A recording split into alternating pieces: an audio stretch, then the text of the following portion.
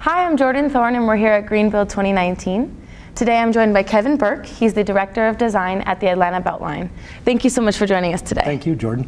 And can you talk about your most recent project with Atlanta BeltLine and sort of how it fits into the sustainable building conversation? So I'd actually like to briefly mention an older one. Okay.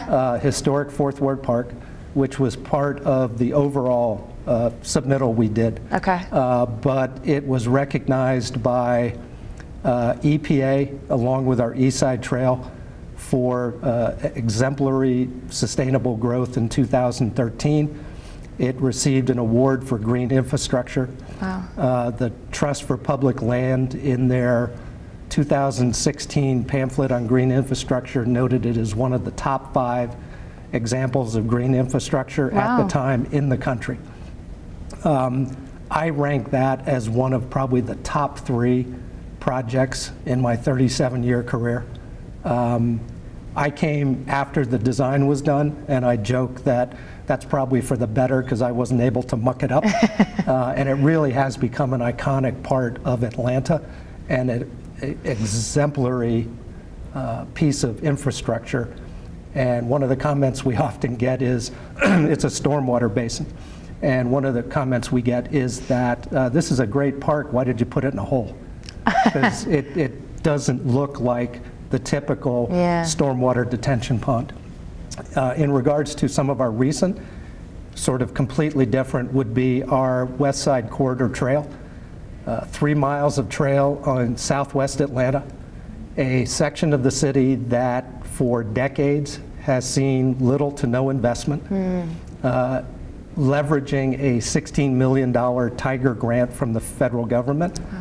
We invested $33 million to build that section of trail, including different from the East Side Trail, which was our first segment, having to comply with the City of Atlanta ordinance that had changed between the two, in that we're now required, as everyone else is, to infiltrate the first inch of a storm into the ground. Okay. And to give you an example where we had very little stormwater infrastructure on the East Side Trail, the cost for the infrastructure on the west side amounted to about 10% of the overall budget, and a lot of which is underground and you don't even see.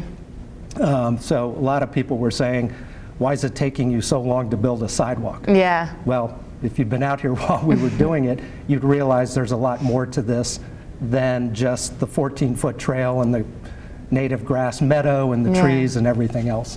Really interesting. So I submit that's a sustainable building project because it affords people the opportunity to access schools, supermarket, job centers. About 25% of the people in that section of town don't even have cars. Wow. So we only have, quite literally, 1 at-grade street crossing in that 3-mile section. Wow. So a kid can ride a bike safely to a school. People can walk, bike, scooter, rollerblade, whatever mobility option you're selecting, and do it in a really safe and healthy way. That's a really great sort of point that it's sometimes the sustainability conversation you forget, especially in sort of, I guess, landscape, is the connecting. So it's great that you're connecting sort of communities to get access to their jobs and get safely to places. That's interesting. That's a whole thing about what this project is. 22-mile system of trails and transit, providing opportunities for people to get around the city in ways they didn't for basically ever, except maybe back when people were riding horses. Yeah, incredible. So what roles should designers and landscape architects play in shaping a sustainable urban environment for cities of the future? Is it the government's role, or is governments and cities, or should it be the designers and landscapers who sort of determine and push that sustainable design? Yes, and I'd add a third yes, which is I think it's really going to become everybody from a single-family home owner or somebody living in an apartment, people across the city saying that this is something that's important to us. And There have been some sessions here regarding the cost of not doing ecological or sustainable implementation strategies, and how you can save on a person's energy bill if they have solar panels on their roof. But in addition, as I mentioned before, it's not just the buildings, it's providing access to nature, to a park. Trust for Public Land, again, has a goal of anybody in the city should have no more than a 30-minute walk to a park. I'm sorry, it's not 30-minute, it's half a mile distance to a park. Is much smaller than that, yeah. And that's something the former mayor was on board with, and we're trying to build a bunch of new parks, renovate some old spaces, and it's really when you tie all this together that the city of the future will no doubt be denser, will not be able to sprawl, and while you're going up, you need to create those spaces where people can get out of those buildings and just find a space, close your eyes, relax, and just hopefully still listen to birds and experience nature in the widest and grandest scale possible. Amazing. Sounds like a city I'd like to live in. I mean, so as you start to implement and adhere to particular environmental standards, such as LEEDs or the Sustainable Sites Initiative, how do you, I guess you've sort of touched on it a little bit, but how sort of maybe in the next 20 years do you envision the future of cities looking like? Well, in 20 years, we're probably still going to be working on aspects of the Atlanta BeltLine. And I see that as a real model. So you can go to the one everybody knows is the High Line in New York, and while that's not representative of most of the rest of the country because of the value of the land around it and what that means, and it's a linear park, trail, whatever term you want to use. The 606 in Chicago, Rail Park in Philadelphia. Take your pick. Most of these are linear in nature. Ours is unique in that in the 19th century, 4 railroads each built a quadrant of essentially a bypass around Atlanta. With the advent of the interstate system, a lot of businesses moved out of the city. The client base evaporated, and slowly corridors or segments were abandoned by the railroads because they had no clients. We now own about 3/4 of our 22-mile loop. Wow. And that's where we're building out our trail and our parks. And we've seen remarkable changes in the 11 years I've been here. When I first got here, nobody wanted or cared about bike riding to get to work. Nobody cared about walking as much. It was still a car-centric community.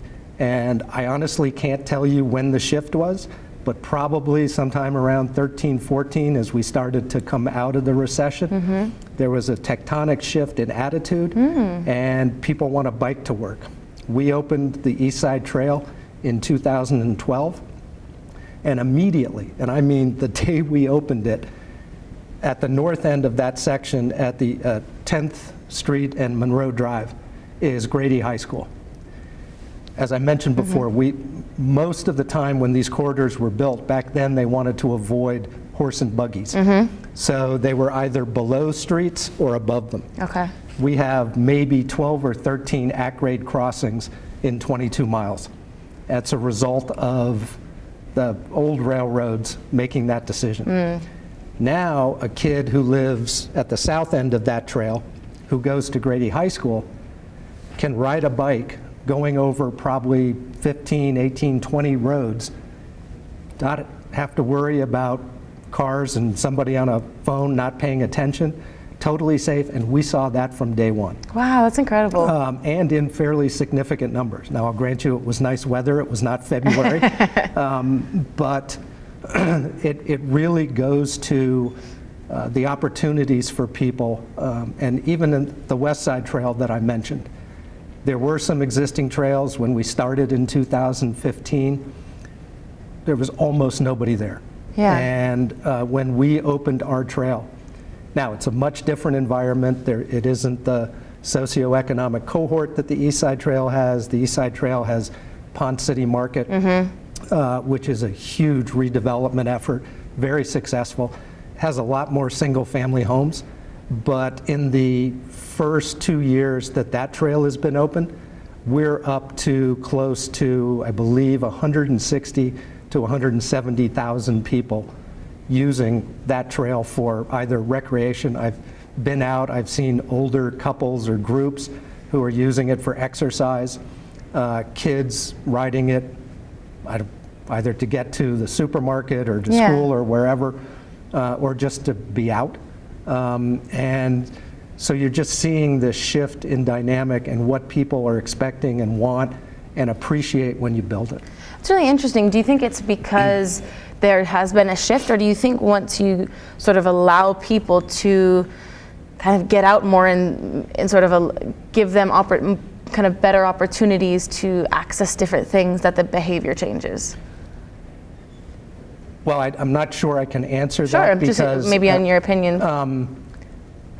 I don't have the data to back that up, but again, once we opened the East Side Trail in 2012, immediately joggers, bikers, I mean, one of the problems we had is it actually became too successful. Wow, okay. Within 4 years, there were 2 million people a year on that 2-mile stretch. Wow, that's incredible. So we have what we call mammals, middle-aged men in Lycra on their bikes who think the trail is their time trial. So they're trying to go as fast as they can. Okay. You have pedestrians or families or just friends who want to walk 4 across.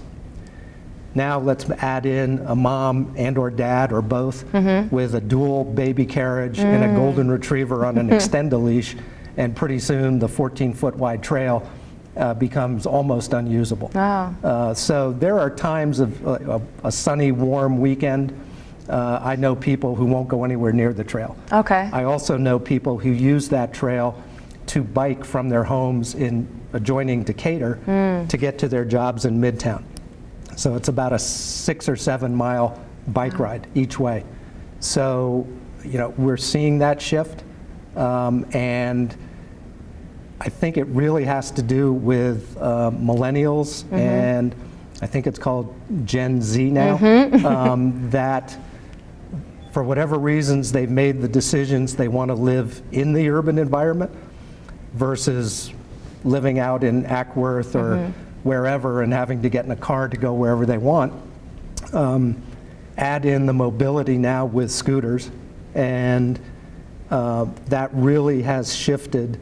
And now it's almost, I think, an expectation that as we build it, it's a lame paraphrase, but they will come and they'll use it. And even the South Side Trail, which is about 4 miles long, currently just CSX removed their rail and ties and did a very nice job for us of backblading or grading. And if you have fat tires on your bike, you can ride it. People walk it. There's no trail, there's no real support services because we don't have the funding yet, but even a temporary trail, people are excited to get out to use it. I met a woman, she said every day she starts at one end and she's basically walking about 2.5 miles back and forth.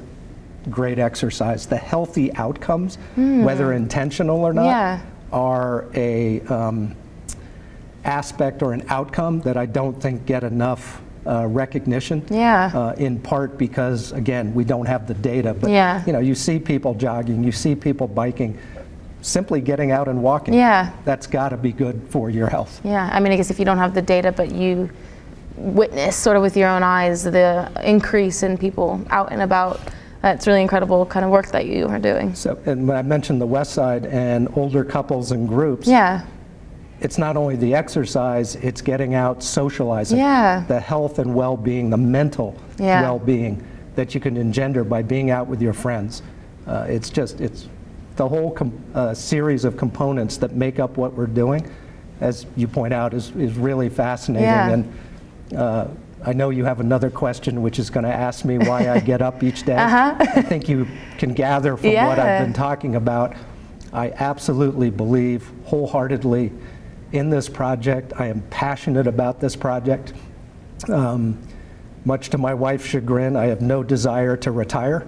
So as long as I can keep convincing my bosses that I'm valuable, I just want to keep doing this and really be as involved as I can in changing the very urban fabric of a major American city.